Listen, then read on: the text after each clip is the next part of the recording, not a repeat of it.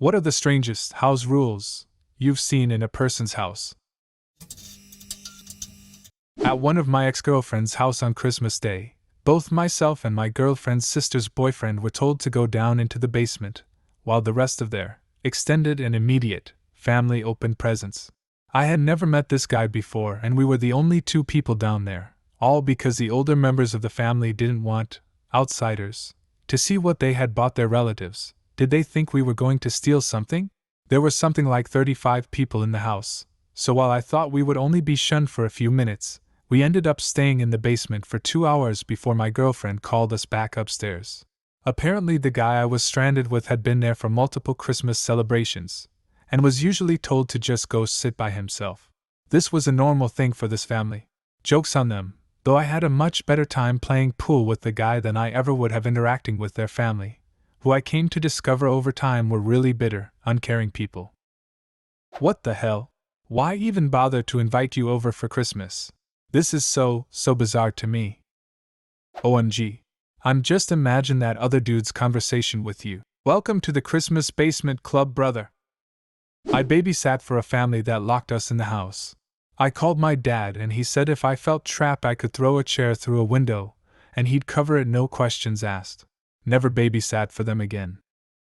My step-grandmother does not let anyone under 16, what she considers children, sit on her furniture. They have to sit on the floor. It should be noted that this rule didn't apply to her biological grandchildren. Come up behind her and whisper in her ear, "When you die, we're going to donate all your furniture to a daycare." A friend of mine had a super mean and strict stepmother. Here are a few rules I can remember from her house. She had to make her bed every day, but the dust ruffle had to be so many inches from the floor and even around the bed. The sheets and comforter had to be done just so. If it wasn't, she would come in and rip them all off the bed and make my friend redo it. We were only allowed to play with one item at a time. For instance, if we wanted to play Barbies, we each were only allowed to take one out of the box at a time. If we wanted to switch out, say, a child doll or a Ken doll, the Barbie had to get put back into the box. They had phones in every room. The only phone I was ever allowed to use was in the creepy basement. Also, we were only allowed to use the bathroom in the creepy basement, which sucked since there was one right next to my friend's room. Last I can remember is that she was only allowed to have one friend allowed to play in the house. She was allowed to have 2 friends play in the backyard. Never any more than 2. Had a friend that had to go to bed at 7 p.m. every night, because that was the bedtime for his younger siblings. He was 14.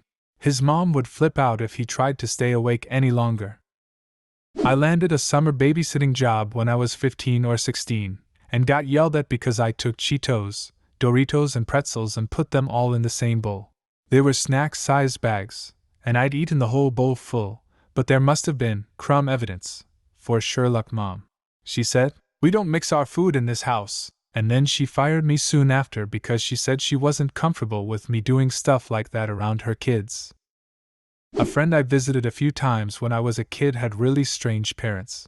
One weird thing was when my mom called his mom to arrange a time, his mom said that she'd like it if I brought a shirt I'd already worn to their house. She said they had a rescue dog that lost its shit around new people and would keep it in the bathroom for my first visit, then put my shirt in its bed so it got used to my scent for next time. I fucking did it too. Dog still went nuts. There were wacky bathroom rules, like if I had to go she'd say, 1 or 2. Then she would carefully count the number of squares and hand it to me. This was particularly embarrassing since I had a little crush on my friend and he was always there to see me say what I had to do. It was never enough. I always ended up poking a finger through the TP and they never had soap. I had to wash my fucking hands with shampoo. Once it was dog shampoo. LOL, I hated it there. No speaking above what was essentially a whispered volume. Girlfriend's father considered loud talking, what the rest of us considered normal volume talking, to be trashy.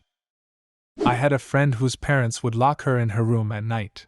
As in, the lock was on the outside of the door, and once she was in for the night the door was locked and there was no leaving, even for the bathroom. The local fire marshal might have something to say about that. Whenever I went over to a friend's house, I wasn't ever actually allowed inside. Instead, we always hung out in a trailer that was parked right outside of his place, and if we needed to use a bathroom, the mother forced us to go in a bucket. Meth lab in the house? The explanation I got was that the house was too messy and never cleaned. Also, his sister owned a bunch of birds and never cleaned up after them, which resulted in magazines on the floor just covered in bird poop. I once had a friend's mom tell me, "We sit down to pee in this house." I guess I get it, and it would have made sense other than I'm a girl. How the hell did she think I took a leak? The parents of a girl I dated in high school had the rule of, after 5 or 6, it varied, usually after dinner, lock yourselves in your rooms. So for most of the night her and her little sister were just locked in their rooms, only allowed to leave to use the bathroom. Before bed on a school night they'd get called downstairs for any last things they needed before bed. I never liked that family. My friend's mom was convinced that vomit corroded the pipes and could cause them to burst, so we had to go puke outside if we were sick. How often were you vomiting at your friend's house? Enough to corrode the pipes. My cousin's house when I was a kid there was a no reading during the day rule. I was a bookish kid terrified of my mad uncle, so I just went along with it. Was it to encourage outside play? It was to keep the kids out the house. He hated having them around. Not sure if it counts as a house rule, but I had a good friend whose family didn't drink anything while eating meals. They were convinced drinking something right after chewing food would crack their teeth. So I'd always be the only one with a beverage at dinner. Wait, hold up. What? Something about the temperature change. Warm food and cold liquid. Chewing warm food making the enamel softer. I'm not sure. My friend's mom wouldn't let you have a drink at the dinner table because she didn't want you to fill up on water and not finish your food. It didn't matter what it was or if you choked, no liquid until after dinner. She would also make you eat everything, or she would save it for you to finish later, or just wouldn't let you leave the table until you were done. I grew up in Mexico. My school had a lot of exchange programs abroad, so in 9th grade, I went to Boston. I stayed with a guy from the HS and his dad. Pretty weird family. But the strangest thing was that his father told me that I could not flush pancakes in the toilet. He literally meant pancakes. It was not a euphemism, because I asked his son about it, and he said, "Yeah, there was an incident once." Growing up, myself, and often with other friends, would do sleepovers at a buddy's house. He was a bedwetter and wore diapers to bed, but we were cool with it. Never any teasing or anything. His mother would demand that we all wear diapers to bed when sleeping over, which was odd, but it made our buddy even more uncomfortable about his situation. Poor dude would apologize constantly about the fact that we had to use them too. I'm a medic, so we go into people's homes every day. We had a cardiac arrest, so we were working a man, and the wife was having a fit about the mess we were making. Yes, there was some garbage from the pads, needles, meds, but we put all of it into our jump bag. She was screaming at us about it. I told her that her husband was very sick, and we were doing everything we could to help. She said she didn't care if he died as long as we didn't make a mess. I wonder what could have possibly made the man so stressed that he had a heart attack. Anytime I was over at their house and we would go outside and play, I would have to knock on the door each time to come back in, even if I had been there for a while or if I had just walked in with their kid. Their mother kept tabs on exactly how much I ate or drank while I was there and expected me to work for whatever they had given me. I had accidentally left something by the door, and I realized after I got a few steps away from their porch, so I just opened the door and reached in to grab it. Her mother grabbed my arm and jerked me back into the house and screamed how I was a guest at their house and that I was to always knock before entering. How I was a rude child, she didn't care that I was just there, and what I grabbed was mine, etc. I had known this woman my entire life. We lived in the same neighborhood, she knew all of my extended family, and treated me like I was some stranger. That was my last day playing over there. Holy crap. This is verbatim what I was like playing with the neighbors across the street from me as a kid. Grew up in a rural area. Their house was the closest. Next friend was at least a mile down the road. Big difference was that we were not allowed inside without their kids being present, and had to be watched at all times. Once we were playing on the swing set and I had to pee.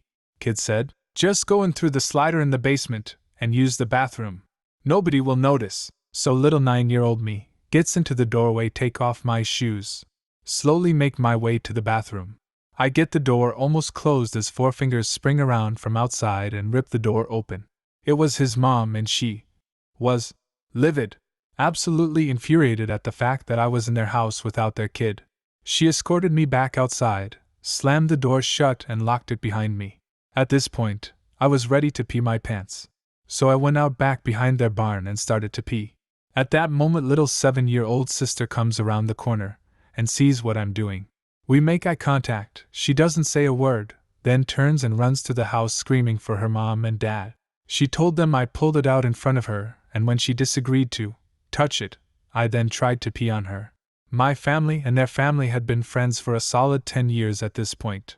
I was never allowed over again, and my dad refused to hear what they had to say. Only ever spoke to the kids on the bus and at school. To this day, I think about those times and how absolutely ridiculous they were being. Fuck you, Tom and Lynette. Do you have a similar story? Leave a comment and subscribe to the channel if you want to see more videos like this one.